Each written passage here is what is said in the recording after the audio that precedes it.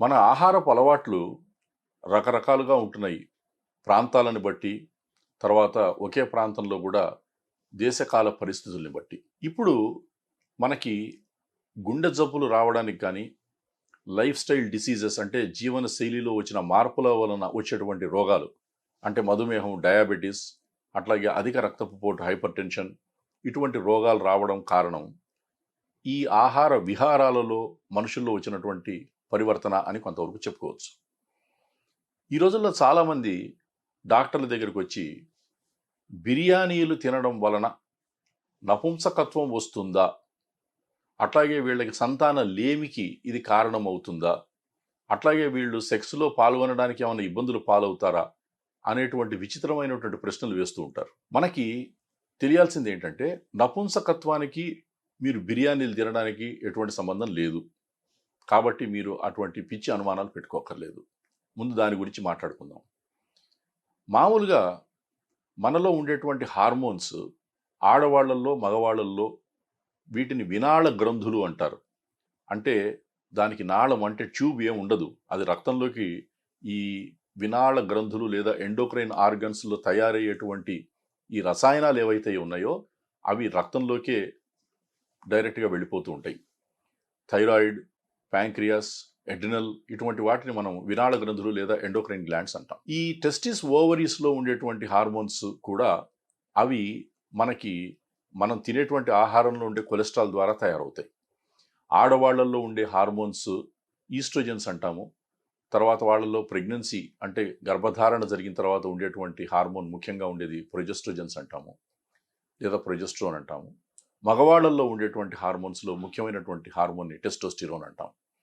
అంటే 10-12 ఏళ్ల వయసు దాకా ఆడ మగాల్లో మనకి చూడడానికి పెద్ద తేడాలు కనిపించకపోయినా వాళ్ళల్లో వయస్సుతో వచ్చేటువంటి మార్పులకి ఈ ఎండోక్రైన్ ఆర్గన్స్ ద్వారా వచ్చేటువంటి హార్మోన్సే కారణం. ఈ హార్మోన్స్ అనేవి ఒక్కొక్క నిష్పత్తిలో రావడం, అట్లాగే వాళ్ళ శారీరక ఎదుగుదలకి కొంత దోహదం చేయడం, ఇది మామూలుగా ప్రకృతి సిద్ధంగా అందరిలో జరిగేటువంటి విషయం. అయితే ఈ మేల్ హార్మోన్స్, టెస్టోస్టిరోన్కి సంబంధించినటువంటి హార్మోన్లు ఎక్కువగా ఉండడానికి లేదా సరైన పరిమితిలో ఉండడానికి మనలో ఉండేటువంటి క్రోమోజోమ్స్ అంటే మనకి స్త్రీ పురుషుల యొక్క సంయోగం అప్పుడు ఏర్పడేటువంటి ఆ జైగోట్ స్టేజ్లో అంటే ఏకకణంలో ఉన్నప్పటి నుంచే ఈ చేంజెస్ వస్తుంటాయి. అప్పుడు ఆడవాళ్ళందరిలో ప్రతి కణంలో కూడా XX క్రోమోజోమ్స్, మగవాళ్లలో ప్రతి కణంలో కూడా XY క్రోమోజోమ్స్ ఉండడం జరుగుతూ ఉంటుంది.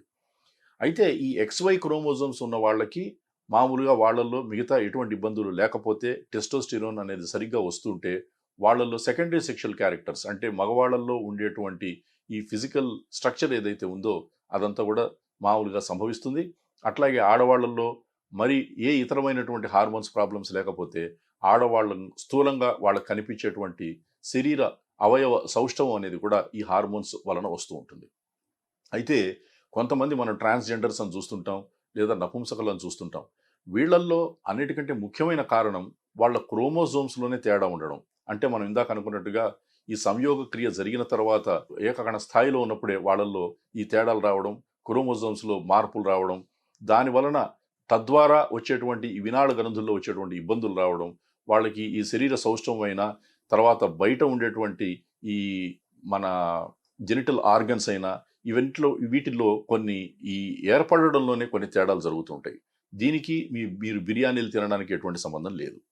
అయితే ఈ రోజుల్లో మనము ఒక వెర్రి పోకడను చూస్తున్నాం. ఏంటంటే జంతువుల దగ్గర నుంచి వచ్చేటువంటి ప్రోడక్ట్స్ ఏవైతే ఫుడ్ ప్రోడక్ట్స్ ఉన్నాయో అవి ఎక్కువగా రావాలి అనేటువంటి వాణిజ్య దృష్టితోటి ఈ జంతువులకి కొన్ని రకాల రసాయనాల్ని, కృత్రిమ రసాయనాలని కూడా మనం ఈ రోజుల్లో పౌల్ట్రీ అయినా లేకపోతే ఈ క్యాటిల్కైనా చివరికి చెట్లకైనా కూడా ఇవ్వడం అనేది మనం చూస్తుంటాం. ఇప్పుడు ఉదాహరణకి చికెన్ తీసుకోండి, లేకపోతే మటన్ తీసుకోండి. వీటిల్లో ఈ కోళ్ళకి కానీ, గొర్రెలకు కానీ, మేకలకు కానీ వాళ్ళు కొన్ని రసాయనాలు కలిపినటువంటి ఆహారం ఇవ్వడం వలన వాటి యొక్క కండరాలు పెరగడము, కాబట్టి వాళ్ళకి కిలో చొప్పున వాళ్ళు అమ్మేటప్పుడు వాళ్ళకి ఎక్కువ దిగుబడి రావడం కోసం ఇటువంటి మందులు ఇవ్వడం జరుగుతుంది. ఆ మందులన్నీ కూడా హార్మోన్స్కి సంబంధించినవి కాబట్టి అవి ఎక్కువ మోతాదులు అంటే ఈ నాన్ వెజిటేరియన్ ఫుడ్ కనుక మీరు ఎక్కువ మోతాదులు తీసుకుంటే దానికి సంబంధించి అందులో ఉన్నటువంటి హార్మోన్స్ వలన కొంతవరకు మీకు ఇబ్బందులు రావచ్చు.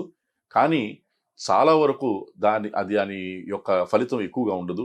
కానీ అదే పనిగా మీరు నాన్ వెజిటేరియన్ ఫుడ్ తింటుంటే వాటిల్లోంచి వచ్చేటువంటి రసాయనాల వలన తప్పకుండా మీరు అనారోగ్యం పాలవుతారు.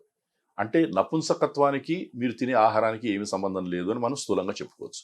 ఇక రెండో విషయం, నాన్ వెజిటేరియన్ ఫుడ్‌లో ఈ హార్మోన్లతో పాటు ఉండేటువంటి కొలెస్ట్రాల్ ఏదైతే ఉంటుందో అది చాలా అత్యధిక శాతంలో ఉంటుంది. ఈ కొలెస్ట్రాల్ వలన గుండె జబ్బులు రావడం అనేది శాస్త్రజ్ఞులు పరిశోధనలలో వెల్లడి చేశారు కాబట్టి నాన్ వెజిటేరియన్ ఫుడ్ లేదా మాంసాహారం ఎంత తగ్గిస్తే అంత మంచిది. నేను జిమ్‌కి వెళ్తున్నాను, బాడీ బిల్డ్ చేస్తాను కాబట్టి నేను నాన్ వెజిటేరియన్ ఫుడ్ తిని తీరాలి, మాంసాహారం తిని తీరాలి అనేది ఒక కేవలం అపోహ. వెజిటేరియన్ ఫుడ్‌లో కూడా మీరు బాడీ బిల్డ్ చేయొచ్చు. వెజిటేరియన్ ఫుడ్‌లో కూడా కావాల్సిన మాంసకృతులు ఉంటాయి. శాకాహారంలో కూడా కావాల్సినంత బలం ఉంటుంది.